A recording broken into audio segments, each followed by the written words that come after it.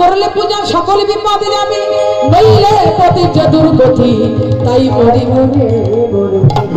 আমা সূর্য পূজা করতে হবে। বলে বৌমা সূর্য পূজা করতে কি লাগে?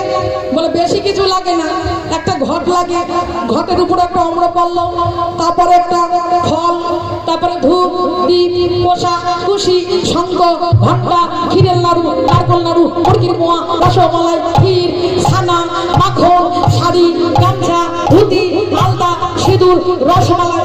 আর কি আরো অনেক কিছু বাকি আছে। আরো আছে না? এই কৃষ্ণনগরের নাম করা সরভাজা সরপুরিয়া, দিল্লির লাড্ডু, আর কি? তারপরে বারুইপুরের পেয়ারা, বর্তমানের মিহিদানা, মালদার বড় বড় আম, কাশ্মীরের আম, তারপর লিচু লিচু